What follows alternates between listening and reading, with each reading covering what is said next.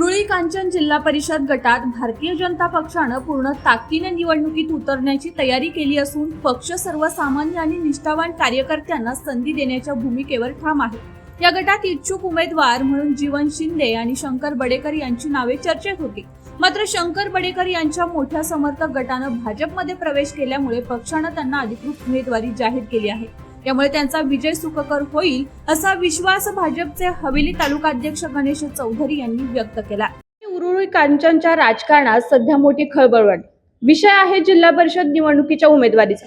मंडळी, राजकारणात कुरघोडी काही नवीन नाही, पण जेव्हा स्वतःचेच कार्यकर्ते आपल्या नेतृत्वाविरोधात उभे ठाकतात तेव्हा समजावं की पाणी कुठेतरी मुरतंय। भारतीय जनता पार्टीनं या गटात जी उमेदवारी जाहीर केली आहे त्यावरून कार्यकर्त्यांचा पारा तर चांगलाच चढलाय।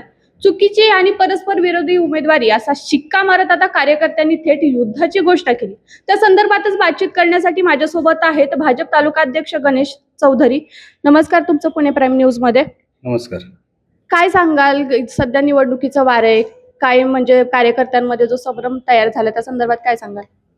भारतीय जनता पार्टी उरुळी कांचन जिल्हा परिषद गटाच्या बाबतीत सांगायचं म्हणलं तर स्वरतापाडी गणामध्ये सुदर्शन भाऊ चौधरी यांना उमेदवारी जाहीर केलेली आहे।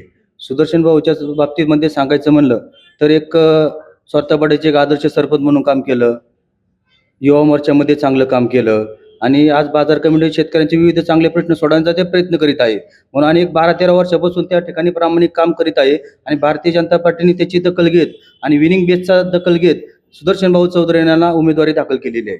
दुसरा विषय की बा उरुळी कांचन पंचायत समितीच्या गणाच्या बाबतीत सांगायचं म्हणलं तर सारिकाताई लोणारी ज्यांनी उरुळी कांचन ग्रामपंचायतीमध्ये 10 वर्ष आदर्श म्हणून ग्रामपंचायत सदस्य आणि संघटनेमध्ये अतिशय चांगले काम केलेले। भारतीय जनता पार्टी एक अशी पार्टी आहे की सर्वसामान्य कार्यकर्त्याला न्याय देणारी पार्टी आहे आणि त्याचा विचार करून सारिकाताई लोणारींना पंचायत समितीसाठी त्या ठिकाणी त्यांना दावेदार म्हणून त्यांना तिकीट दिलेलं आहे।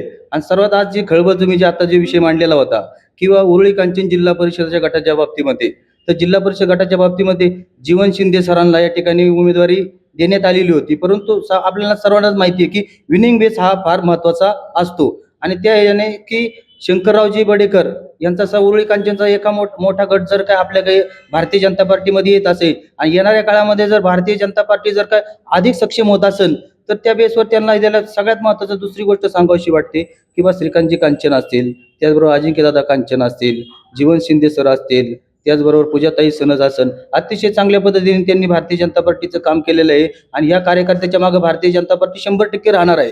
जीवन शिंदे सर असन यांना 100% कुठं ना कुठं चांगल्या पद्धतीचा न्याय हा 100% पार्टीच्या वतीने नक्की मिळणारच आहे। फक्त आज या भारतीय जनता पार्टी हवेली तालुक्याचा अध्यक्ष या नात्याने मला फक्त एक सांगायचं आहे की बा विनिंग बेस हा फार महत्त्वाचा आहे आणि आपल्याला हे तिन्ही सीट भारतीय जनता पार्टीचे या ठिकाणी आपल्याला कमळ फुलवायचे आणि या दृष्टीने हा निर्णय घेतलेला आहे।